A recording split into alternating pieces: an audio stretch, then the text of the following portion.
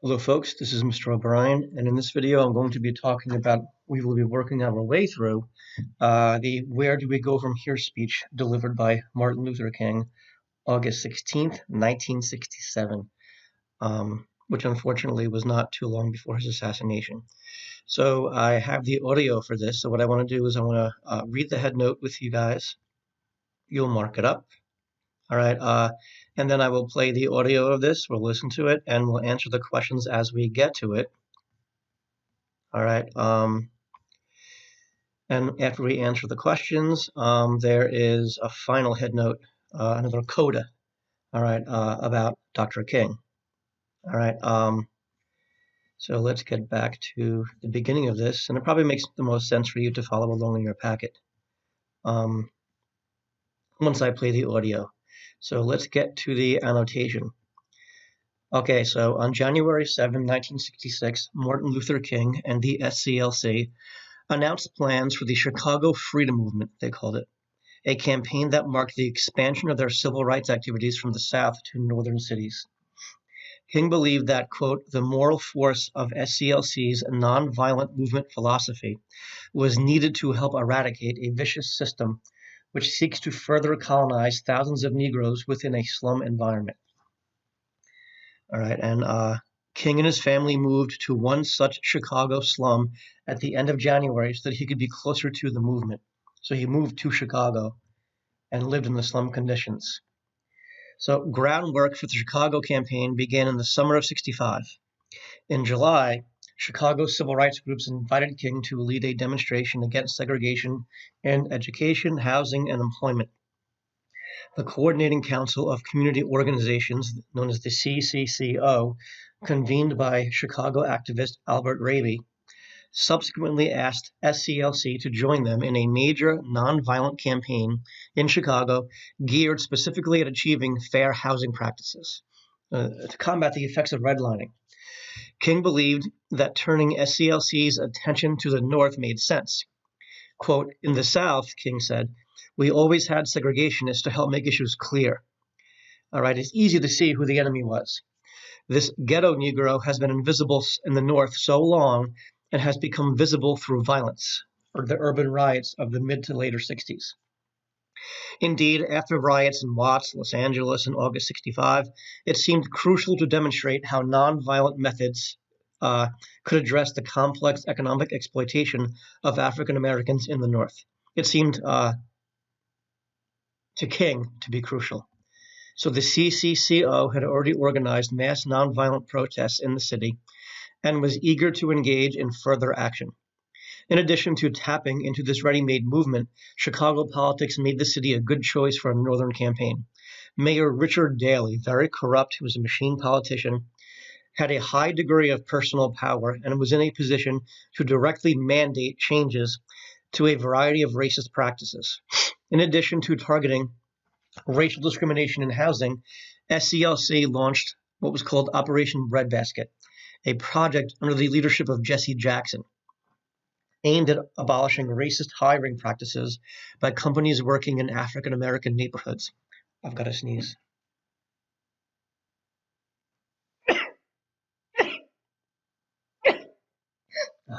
Thank you.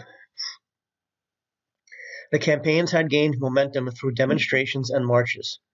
When race riots erupted on Chicago's West Side in July 1966, during a march through an all-white neighborhood on August 5th, King was in this march, black demonstrators were met with racially fueled hostility, a very, very fierce white backlash.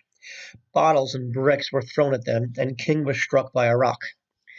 Afterward, he noted, and this is quite staggering, I have seen many demonstrations in the South, which should be capitalized, but I have never seen anything so hostile and so hateful as I've seen here today. He even said at one point he was never really scared for his life in the South. Maybe he should have been, but he said he never was, or not as much as he was that day in Chicago. So the title of King's final presidential address of the '67 annual convention of the SCLC conference, which was also the title of his last book, indicates his profound concern over the nation's state.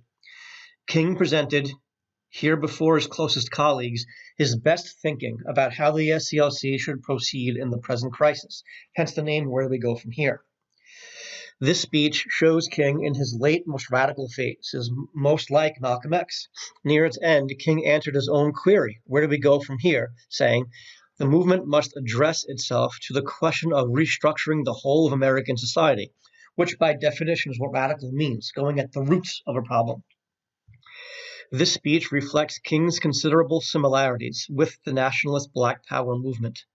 This is very important for your final essay.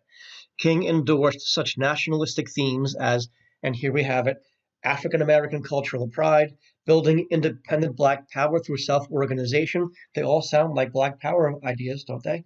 To be sure, King also reiterated his unconditional commitment to nonviolence. So again, that's how we always differ from Malcolm X. Who knows where they would have wound up, but they were getting closer. All right, so let's get to the actual video. I think I already have it open, but I'm copying it just in case I didn't open it yet. I believe I did. Of course I did.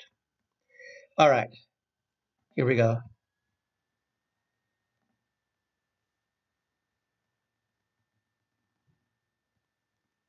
In short, over the last 10 years,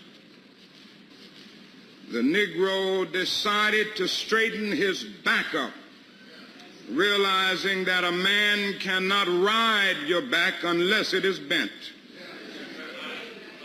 We made our government write new laws to alter some of the cruelest injustices that affected us.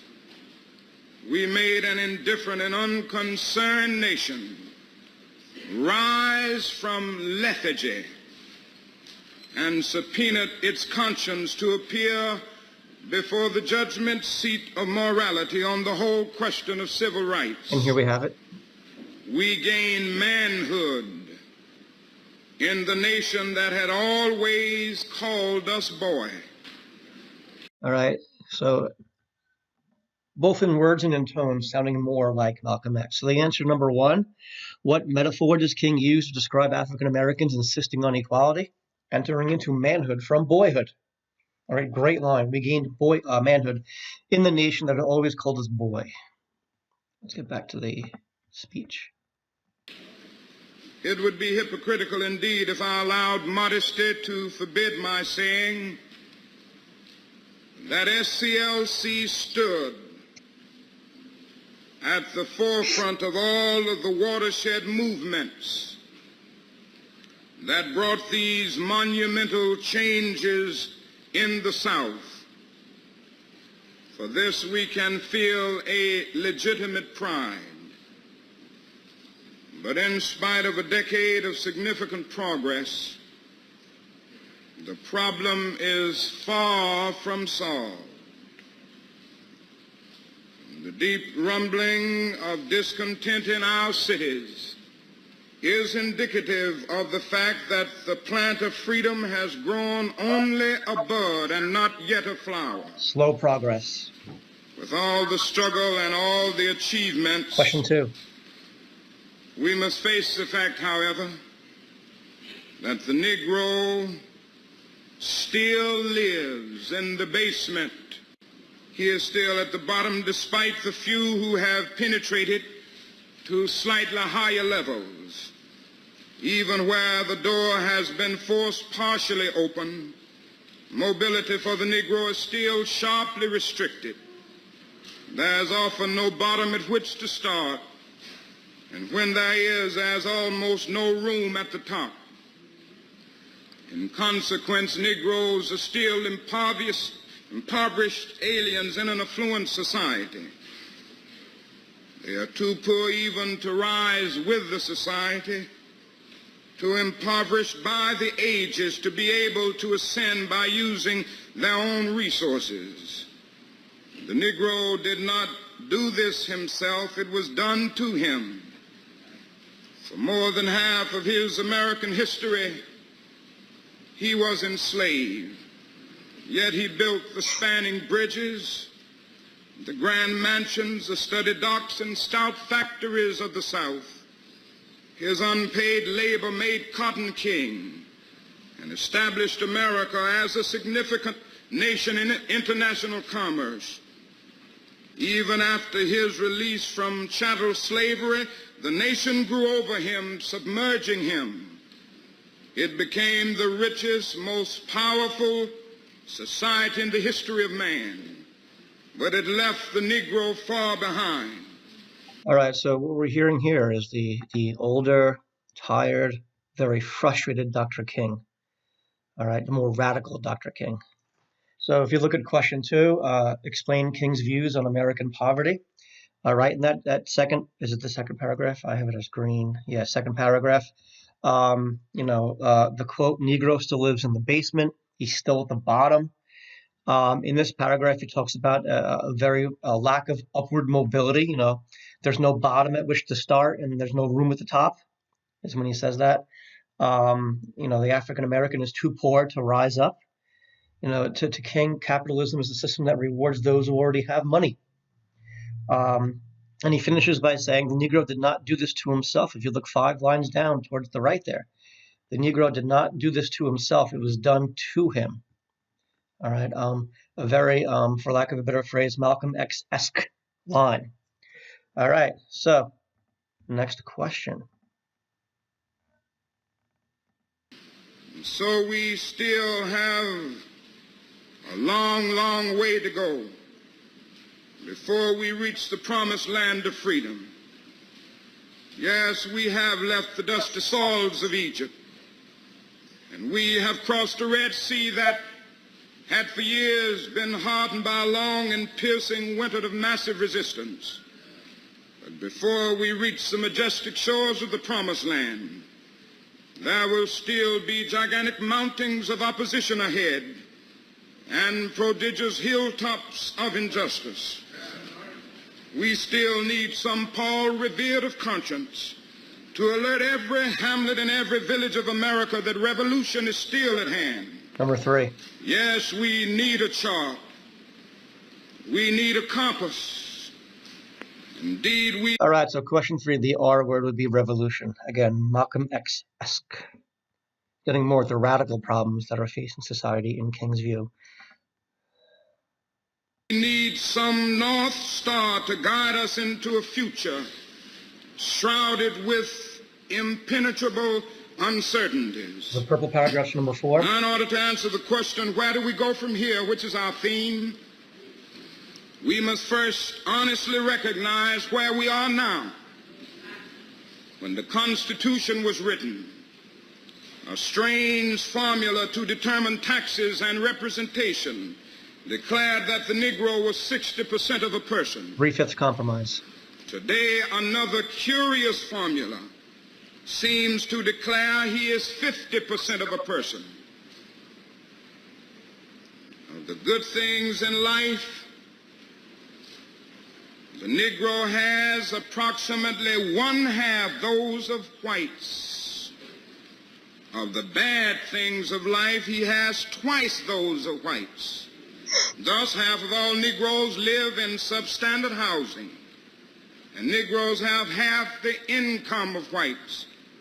When we turn to the negative experiences of life, the Negro has a double share. There are twice as many unemployed. The rate of infant mortality among Negroes is double that of whites. And there are twice as many Negroes dying in Vietnam as whites in proportion to their size in the population.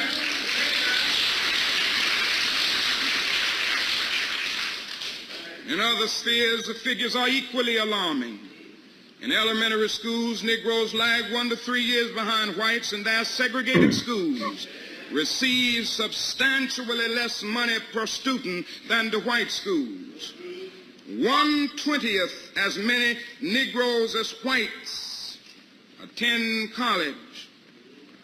Of employed Negroes, 75% hold menial jobs. Low paying. This is where we are. Where do we go? All right, so those purple paragraphs are the answer to the next question. So King opens up by talking about how, hey, when the Constitution was written, it explicitly declared a black person was 60% of a human being. All right.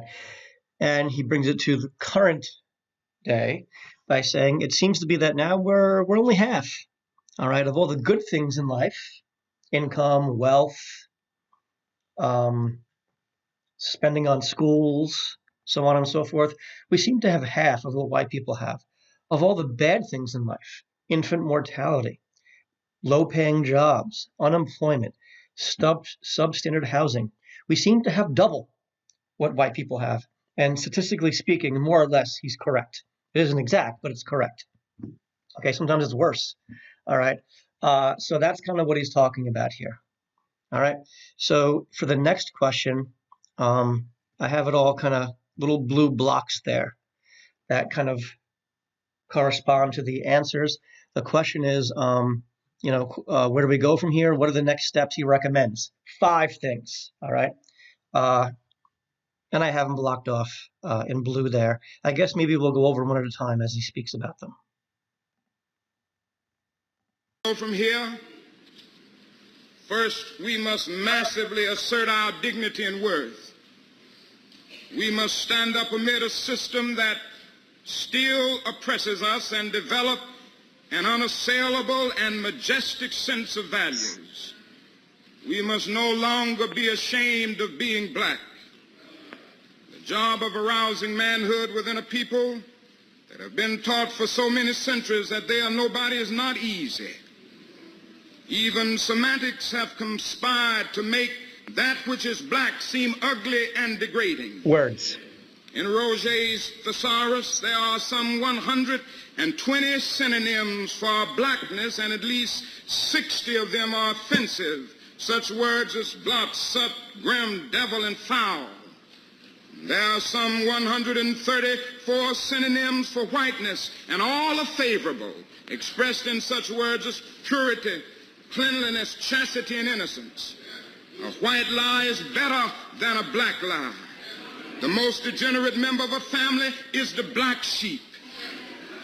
Arthur Davis has suggested that maybe the English language should be reconstructed so that teachers will not be forced to teach the Negro child 60 ways to despise himself and thereby perpetuate his false sense of inferiority, and the white child 134 ways to adore himself and thereby perpetuate his false sense of superiority.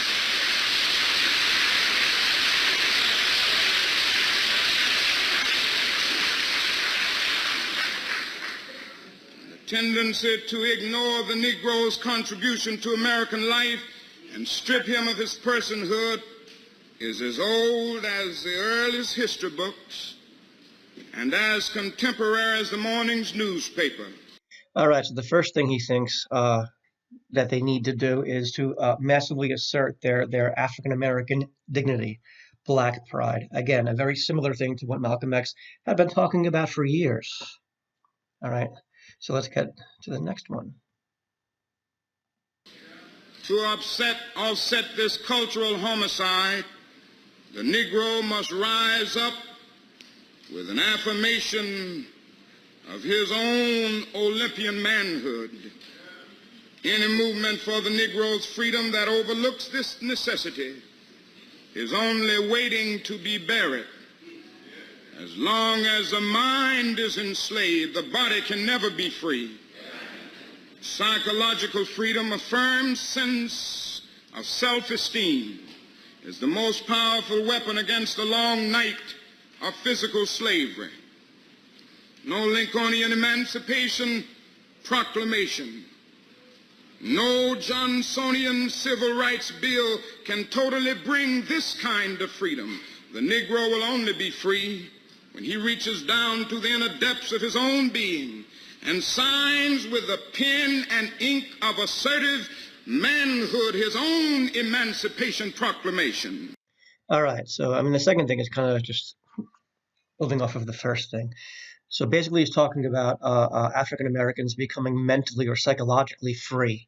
All right. In other words, that this self-esteem, this pride in their blackness has to happen in their minds first. Has to be what's called a priori. A space priori.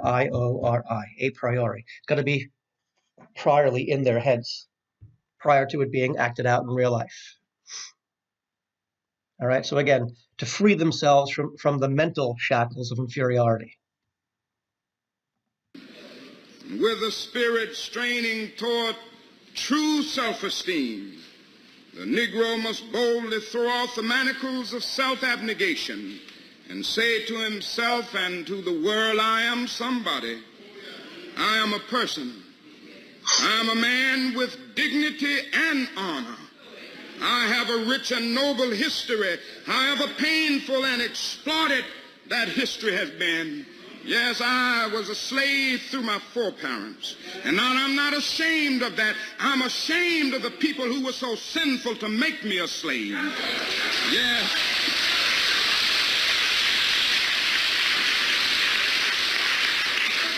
Yes, we must stand up and say, I'm black, but I'm black and beautiful.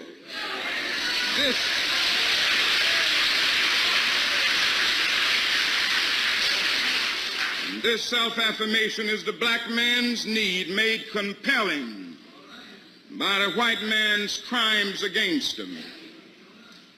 Now, another basic challenge is to discover how to organize our strength into economic and political power.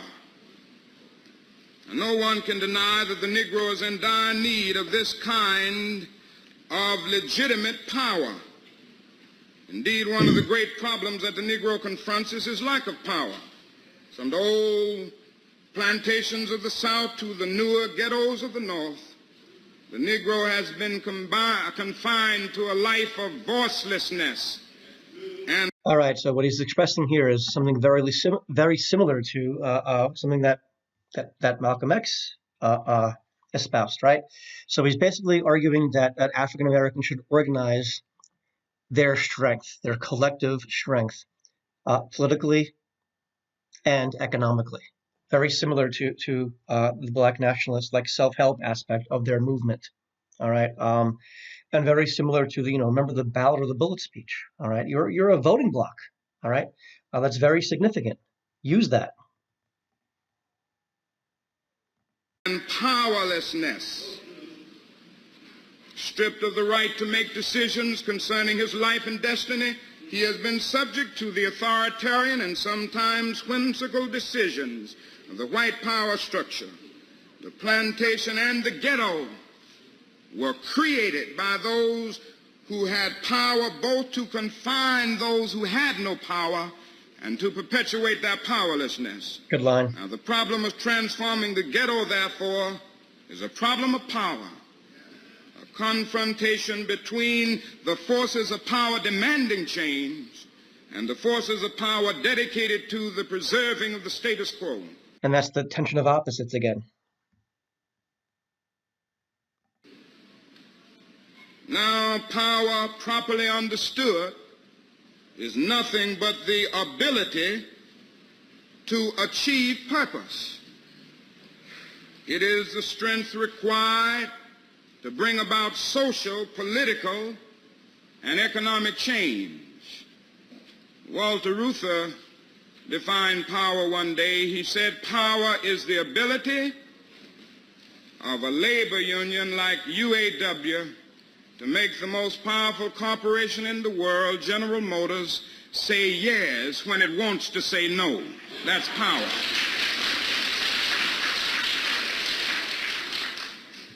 Now, a lot of us are preachers, and all of us have our moral convictions and concerns, and so often we have problems with power. There is nothing wrong with power if power is used correctly. What is needed is a realization that power without love is reckless and abusive, and that love without power is sentimental and anemic. Power at its best.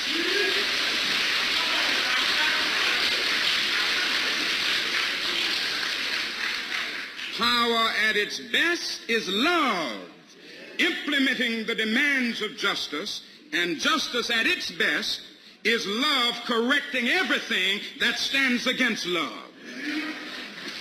And this is what we must see as we move on. Now, what has happened is that we've had it wrong and mixed up in our country. This has led Negro Americans in the past to seek their goals through love and moral suasion devoid of power, and white Americans to seek their goals through power devoid of love and conscience.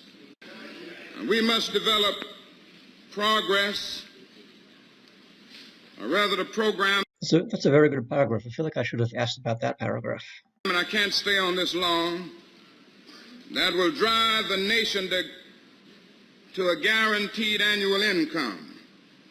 Now, early in the century, this proposal would have been greeted with ridicule and denunciation as destructive of initiative and responsibility.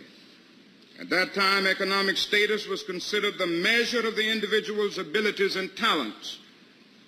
And in the thinking of that day, the absence of worldly goods indicated a want of industrious habits and moral fiber. We've come a long way in our understanding of human motivation and of the blind operation of our economic system. Now we realize that dislocations in the market operation of our economy and the prevalence of discrimination thrust people into idleness and bind them in constant or frequent unemployment against their will. The poor are less often dismissed, I hope, from our conscience today by being branded as inferior and incompetent. We also know that no matter how dynamically the economy develops and expands, it does not eliminate all poverty. Okay, so the next thing he's calling for is, he calls it a guaranteed annual income. In today's terminology, we would call it a universal basic income, UBI, which is something you may have heard recently bandied about in public. There have been some scholars and politicians who have called for that. Again, it's kind of a Keynesian philosophy that people are not poor or unemployed because they don't want to work. For the most part, they want to work. And for every dollar we give them, they put more than $1 back into the economy. We talked about this in class, so that's kind of the philosophy behind it. That will help eliminate almost all poverty. All right. So that's the next thing, and he has one more thing he will be advocating. The problem indicates that our emphasis must be twofold. We must create full employment, or we must create incomes. People must be made consumers by one method or the other. Once they are placed. So he says either everybody gets just a basic income if they can't work for it, or they should be guaranteed employment. One or the other. Either way, you need people to be consumers. All right, that's what keeps the economy going around. People buying stuff. In this position, we need to be concerned that the potential of the individual is not wasted. New forms of work that enhance the social good will have to be devised for those for whom traditional jobs are not available. All right, so the creation of jobs that are geared towards the common good. Work of this sort could be enormously increased. And we are likely to find that the problem of housing, education, instead of preceding the elimination of poverty, will themselves be affected if poverty is first abolished. The poor, transformed into purchasers, will do a great deal on their own to alter housing decay. Beyond these advantages, a host of positive psychological changes inevitably will result from widespread economic security. The dignity of the individual will flourish when the decisions concerning his life are in his own hands, when he has the assurance that his income is stable and certain, and when he knows that he has the means to seek self-improvement.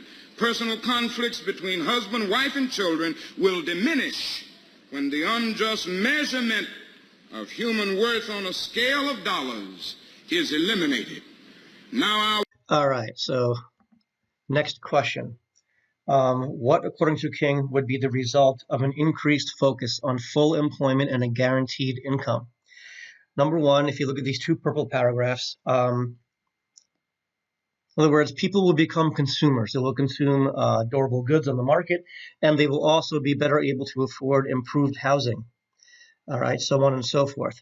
So he says it will be kind of like a mutually beneficial relationship, that we wouldn't even really have to focus public monies as much on housing decay, because the poor being transformed into more powerful purchasers that will result in improved elimination of less poverty and more improved housing and education, so on and so forth. Because the improved housing leads to the improved education, because it's real estate taxes that pay for education, for schools. Okay, so he says they'll kind of feed off of each other. All right, the elimination of poverty or severe reduction of poverty and housing conditions. All right, slum conditions, ghetto conditions, if you will, quote unquote ghetto conditions.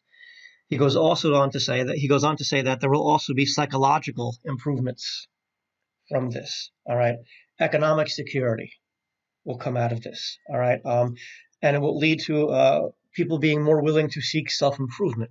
Right? I mean, sociological theories abound. They argue that once people have the material things they need, they can then work on the more abstract, intrinsically satisfying things in life. All right, as long as they have the material things they need to survive. Okay, if they don't have those things, then they will not improve intellectually or artistically, what have you.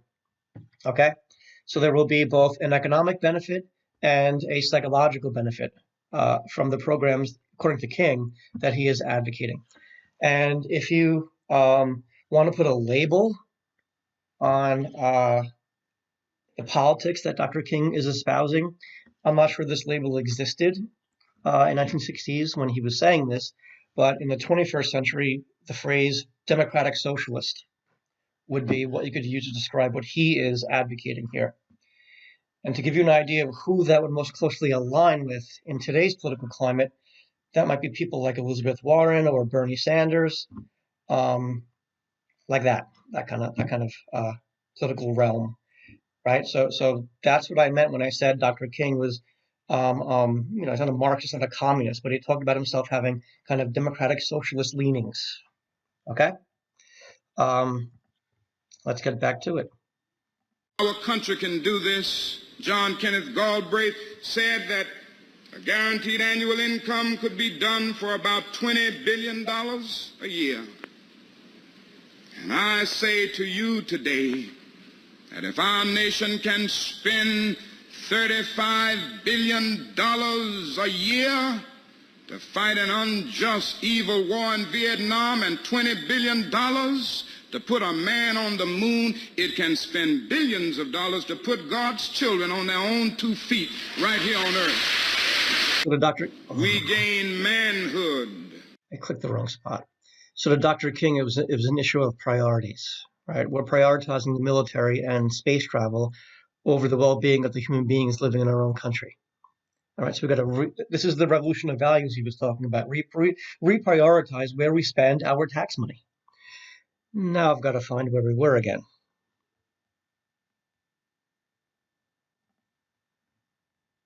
Four synonyms for whiteness made compelling by the white man's crimes against. Ghetto, therefore, is a problem of power, a confrontation, anemic, power at its best. We must develop progress, or rather the program, and I can't stay on this long, that will drive the nation on unemployment against their will. The poor are less often dismissed, whom traditional jobs are not. Let me see where we are. We're past this. Available. Justice has been tragically etched. Now let me rush on. Oh, perfect. To say we must reaffirm our commitment to nonviolence. I want to stress this. The futility of violence in the struggle for racial justice has been tragically etched in all the recent Negro riots. Yesterday I tried to analyze the riots and deal with the causes for them. Today I want to give the other side. There's something painfully sad about a riot. one sees screaming youngsters and angry adults fighting hopelessly and aimlessly against impossible odds. Deep down within them you perceive a desire for self-destruction, a kind of suicidal longing. When one tries to pin down advocates of violence as to what acts would be effective, the answers are blatantly illogical. Sometimes they talk of overthrowing racist state and local governments, and they talk about guerrilla warfare. They fail to see that no internal revolution has ever succeeded in overthrowing a government by violence unless the government had already lost the allegiance and effective control of its armed forces. Anyone in his right mind knows that this will not happen in the United States. In a violent racial situation, the power structure has the local police, the state troopers, the National Guard, and finally the Army to call on, all of which are predominantly white. Furthermore, few, if any, violent revolutions have been successful unless the violent minority had the sympathy and support of the non-resistant majority. Castro may have had only a few Cubans actually fighting with him and up in the hills, but he would have never overthrown the Batista regime unless he had had the sympathy of the vast majority of Cuban people. It is perfectly clear that a violent revolution on the part of American blacks would find no sympathy and support from the white population and very little from the majority of the Negroes themselves. And so I say to you today that I still stand by nonviolence, and I'm still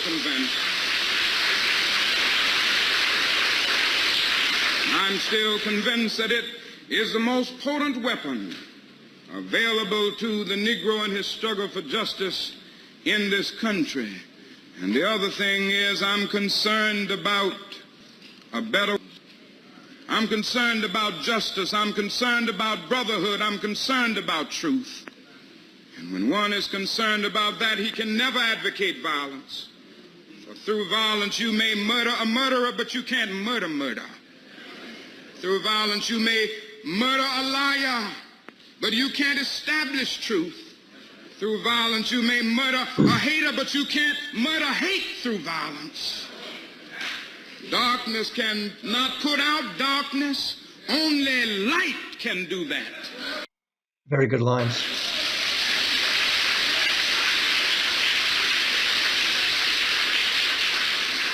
And I say to you, I've also decided to stick with love.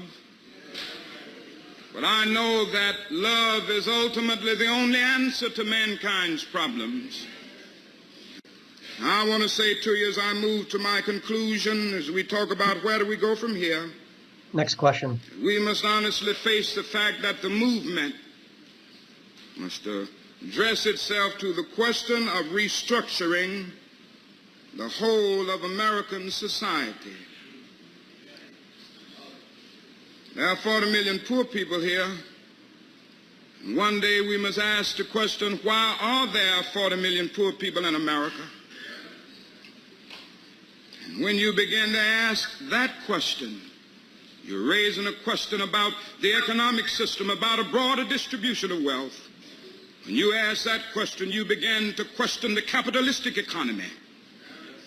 And I'm simply saying that more and more, we've got to begin to ask questions about the whole society. We are called upon to help the discouraged beggars in life's marketplace. But one day we must come to see that an edifice which produces beggars needs restructuring. It means that questions must be raised. You see, my friends, when you deal with this, you begin to ask the question, who owns the oil? You begin to ask the question, who owns the iron ore?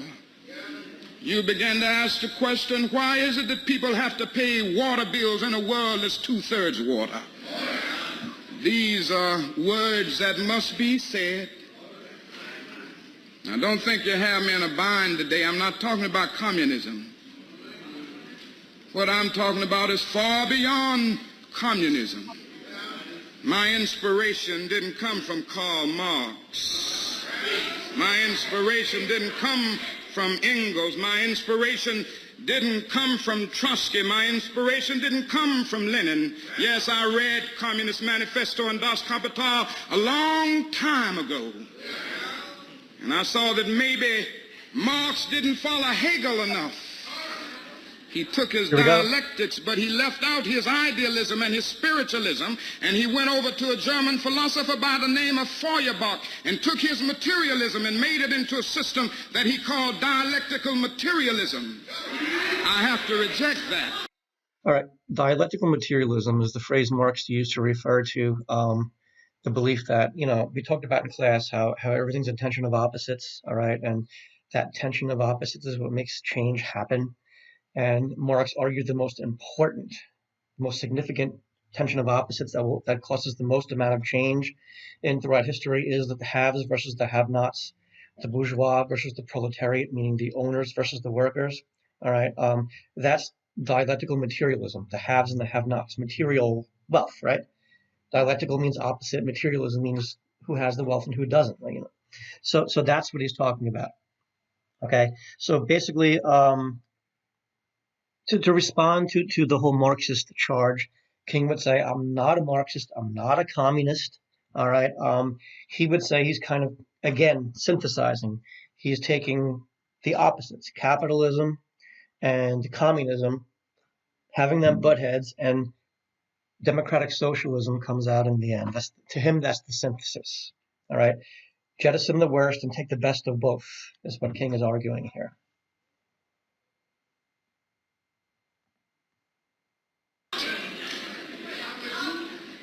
What I'm saying to you this morning, communism forgets that life is individual. Capitalism forgets that life is social. The kingdom of brotherhood is found neither in the thesis of communism nor the antithesis of capitalism, but in a higher synthesis.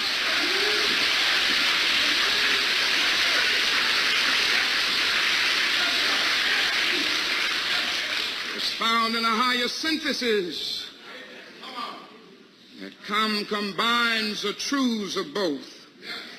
Now, when I say questioning the whole society, it means ultimately coming to see that the problem of racism, the problem of economic exploitation, and the problem of war are all tied together. These are the triple evils that are interrelated. In other words, your whole structure must be changed. A nation that will keep people in slavery for 244 years will thingify them and make them things. And therefore they make them objects, or make them things, not human beings. Will exploit them and poor people generally, economically. And a nation that will exploit economically will have to have foreign investments and everything else, and it will have to use its military might to protect them. All of these problems are tied together.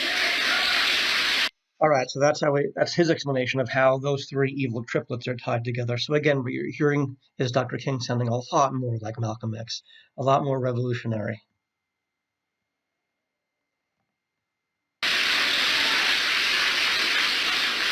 What I'm saying today is that we must go from this convention and say, America, you must be born again.